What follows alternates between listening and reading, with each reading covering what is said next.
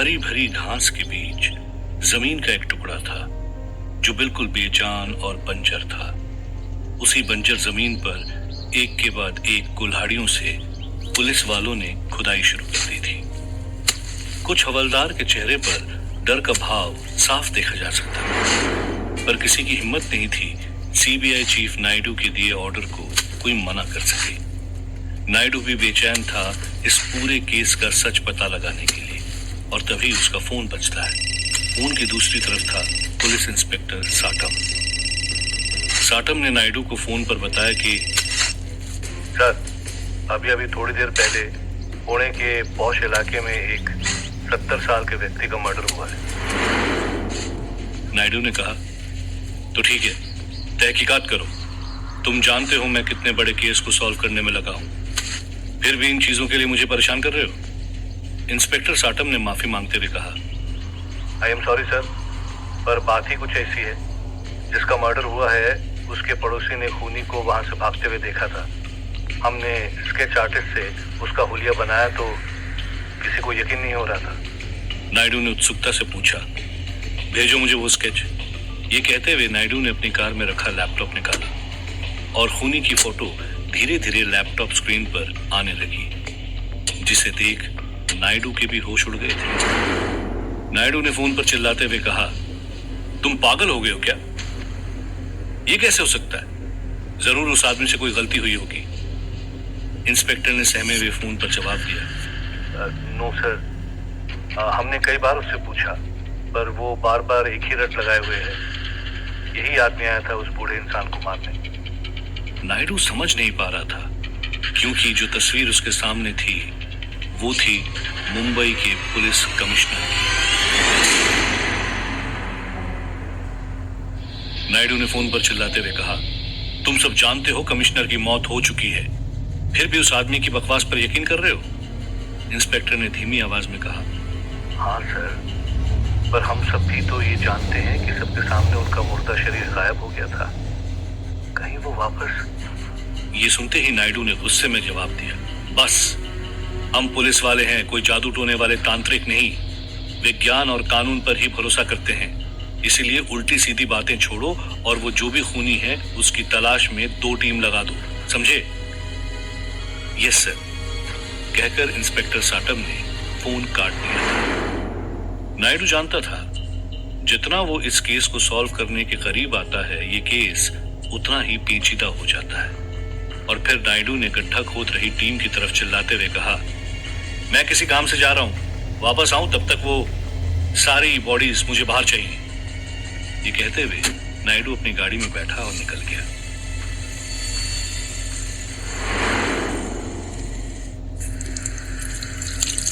अपने खून से सने हाथों को पानी से धोता हुआ कमिश्नर सोच रहा था, चलो 7 में से 2 को तो मार दिया, उस बाबा अग्निवेश को सबसे आखिरी में ढूंढूंगा, तब तक बचे 4 लोगों को मौत के घाट उतार के आता हूं, फिर मेरा जिस्म हमेशा के लिए मेरा होगा, और नरकदूत की इन ताकतों से तो मैं सैकड़ों मास्टर जैसे मुजरिम को मार गिराऊंगा।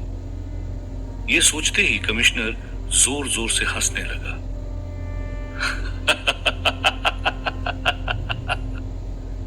और फिर एक ही पल में वहां से हवा में उड़ते हुए अपने अगले शिकार की तरफ निकल गया।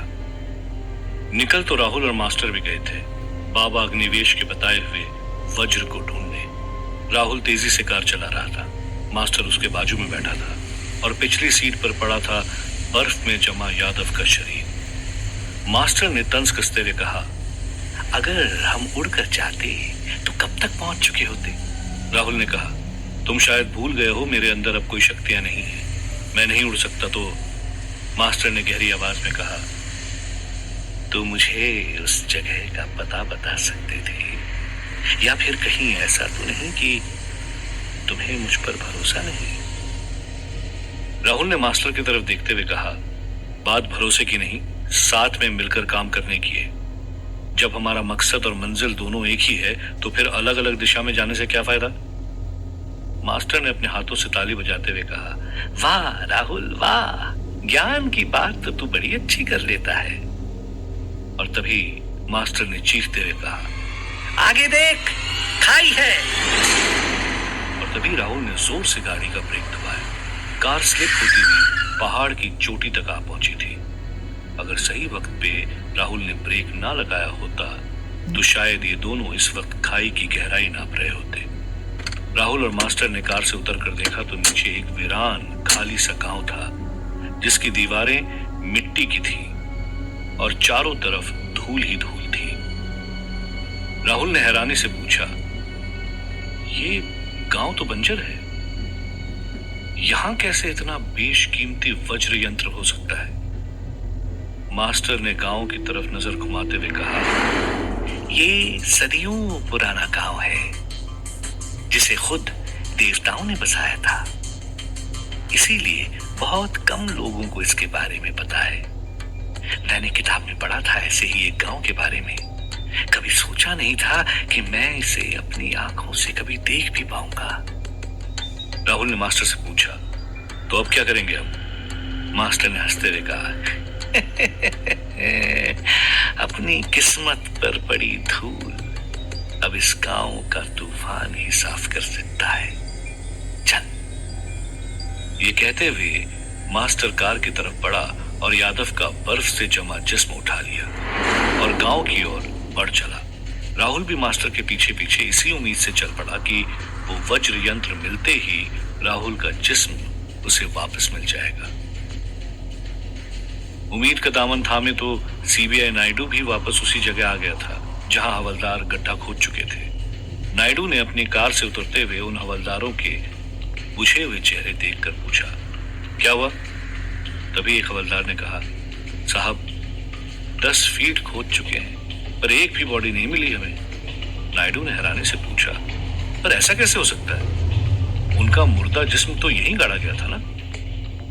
तभी दूसरा हवलदार अपने साथ एक आदमी को घसीटते हुए लाया और नायडू के सामने खड़ा करते हुए बोला, साहब ये इस इलाके की चौकीदारी करता है। कुछ हफ्ते पहले लोगों ने इसे देखा था यहाँ खुदाई करते हुए। नायडू ने उस आदमी को गर्दन से पकड़कर खींच के एक चांटा लगाया तो वो चौकीदार वहीं जमीन पर गिर गया। नायडू ने गहरी आवाज में कहा, देख, घुमा फिरा के बात नहीं करूंगा, चुपचाप बता दे तूने खुदाई क्यों की थी? क्या किया था तूने महेंद्रनाथ के परिवार की मुर्दा जिस्मों के साथ? चौकीदार घबराते हुए बोला, साहब मुझे नहीं मालूम किसका जिस्म था, बस इतना जानता हूं मुंबई शहर से कोई पुलिस कमिश्नर आए थे, उन्हीं ने मुझे पैसे देकर खोदने को कहा था। पर साहब कसम खाता हूं वो मुर्दा जिस्म ऐसा लग रहा था कि मानो एक दिन पहले का हो। नायडू ने अपना मोबाइल निकालकर चौकीदार को उसमें कमिश्नर की तस्वीर दिखाते हुए पूछा, ठीक से देख, क्या यही थे वो? चौकीदार वो शक्ल कभी नहीं भूल सकता था। उसने तुरंत कहा, हाँ साहब, हाँ यही था वो। नायडू को अब तक तो ये यकीन हो गया था कि कमिश्नर भी इस जादू की काली दुनिया का हिस्सा था, पर आखिर कमिश्नर चाहता क्या था? किसने उन्हें मारा और फिर वो दोबारा जीवित कैसे हो गए? इन सवालों ने नायडू को परेशान करके रखा था, पर नायडू भी अपनी ड्यूटी से पीछे हटने को तैयार नहीं था और हर हाल में इस केस की तह तक पहुंचने के लिए प्रतिबद्ध था। नायडू ने तुरंत ही फोन इंस्पेक्टर साटम को घुमाया और उससे कहा, हेलो साटम, मुझे एक टीम कमिश्नर के घर के बाहर 24 घंटे चाहिए। जो भी हरकत हो वहां उसकी मुझे तुरंत खबर मिलनी चाहिए। नायडू ने फोन काटते ही सोचा, पहले क्या कम मुसीबत थी जब ये कमिश्नर साहब भी, और ऊपर से पता नहीं वो राहुल भी कहां गायब हो गया। राहुल मास्टर के साथ उस वीरान पड़े गांव की सुनसान सड़कों पर बेधड़क चल रहा था। प्यास के मारे राहुल के होंठ सूख गए थे। राहुल ने हांफते हुए मास्टर से कहा, मास्टर, ऐसे तो हम कभी भी उस वज्र यंत्र को नहीं ढूंढ पाएंगे। मास्टर बिना कुछ कहे यादव को कंधे पर टांगे बस चले जा रहा था और तभी राहुल को उस गांव के बीचों बीच एक कुआं दिखाई पड़ा। राहुल दौड़ के उस कुएं के पास गया, पर राहुल कुएं के अंदर झांकते ही दंग रह गया। वो कुआं इतना गहरा था कि उसके अंदर सिर्फ और सिर्फ अंधेरा दिखाई दे रहा था। तब तक मास्टर भी वहां पहुंच गया। राहुल ने कुएं के अंदर झांकते हुए कहा, न जाने कितना गहरा है ये कुआं। मास्टर ने हैरानी से देखा तो राहुल जो भी कह रहा था वो आवाज पलट कर वापिस आ रही थी और तभी मास्टर के चेहरे पर हल्की सी मुस्कान आई। राहुल मास्टर की उस मुस्कान का मतलब समझ नहीं पा रहा था और फिर अचानक से मास्टर ने राहुल को उस कुएं में धकेल दिया। कुएं की गहराइयों में गिरती हुई राहुल की जोर से चीख गूंज रही थी और फिर मास्टर भी यादव की बॉडी को हाथ में लिए उस कुएं में कूद गया।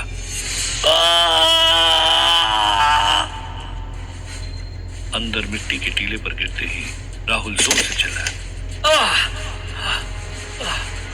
और तभी मास्टर भी वहां जमीन पर आ चुका था। राहुल ने गुस्से से मास्टर की तरफ देखते हुए कहा, धक्का क्यों दिया? तुम बता देते यहाँ रास्ता है तो मैं खुद ही कूद जाता ना। मास्टर ने हंसते हुए कहा, तुम सवाल पूछते, मुझे समझाना पड़ता, इतना समय नहीं था मेरे पास। ये कहते हुए मास्टर कुएं के अंदर से जा रहे रास्ते से होते हुए आगे बढ़ा तो वो देखकर हैरान रह गया। राहुल भी दौड़ते हुए पीछे से आया तो देखा एक कुएं के अंदर एक बहुत ही विशाल गुंबज बना था। छोटे छोटे मकान थे, ऐसा लग रहा था मानो लाखों साल पहले यहाँ लोग रहा करते थे। और तभी मास्टर ने उंगली दिखाते हुए राहुल का ध्यान वहां बीच में खड़ी एक विशाल काय जानवर की स्मृति पे किया। ये जानवर दिखने में तो शेर की तरह था पर उसकी पूंछ सांप की थी। वो सांप जिसके मस्तक के बीचों बीच चमक रहा था हीरे की तरह वो वज्र यंत्र। राहुल ने चीखते हुए कहा, मिल गया, मिल गया। पर मास्टर के माथे पर शिकन थी।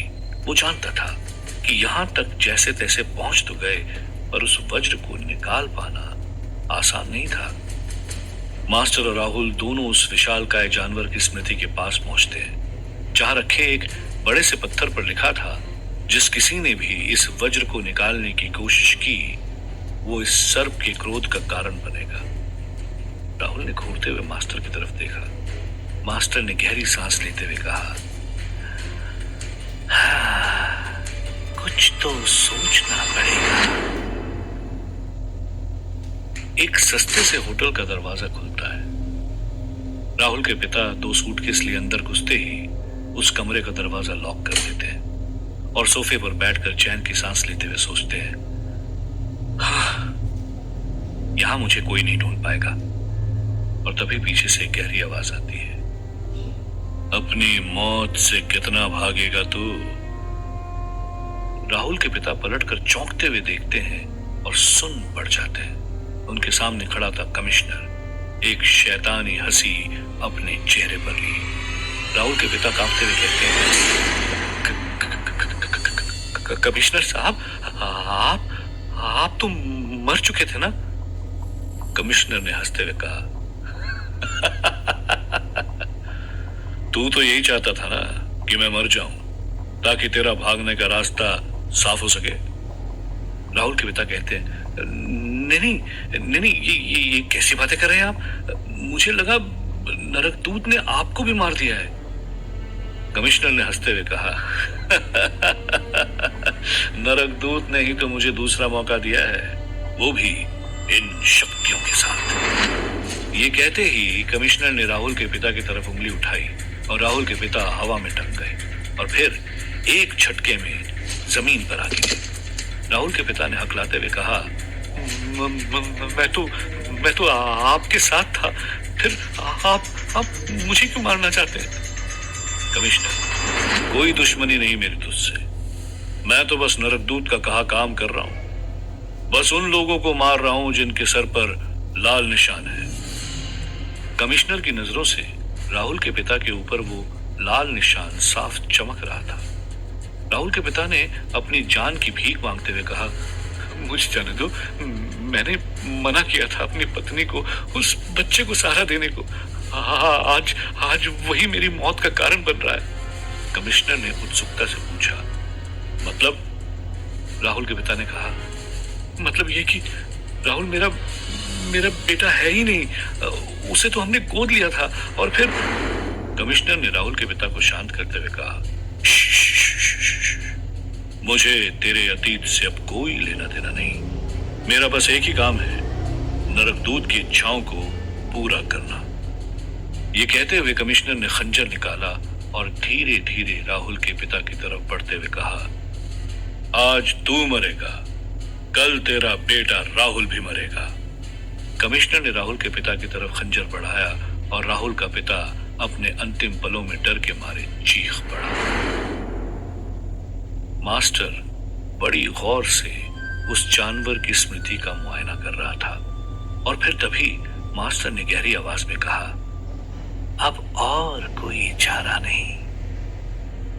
ये कहते हुए मास्टर हवा में उड़ने लगा, फिर बिजली की रफ्तार से उस सर्प पर बने वज्र को अपने हाथों से पकड़ा, पर तभी वो पूरा इलाका भूकंप की वजह से हिलने लगा। मास्टर ने अपनी पूरी ताकत लगा के उस वज्र को खींचने की कोशिश की, पर वो टस से मस तक नहीं हुआ। राहुल चीखा, बस करो। राहुल की बात मानते हुए मास्टर दोबारा नीचे आया और राहुल की तरफ चिल्लाते हुए कहा, तो क्या करूं? हम यहां बैठकर तमाशा भी तो नहीं देख सकते। पर राहुल मास्टर की बातों पर ध्यान नहीं दे रहा था। वो तो स्मृति से गिरी मिट्टी को उठाकर सूंघने लगा। मास्टर ने राहुल को घूरते हुए पूछा, ये क्या कर रहे हो तुम? राहुल ने हंसते हुए जवाब दिया, इस वज्र को निकालने का उपाय मिल गया। चूहे। मास्टर ने चौंकते हुए पूछा, चूहे? राहुल ने कहा, हाँ, मिट्टी की खुशबू चूहों को बहुत पसंद होती है।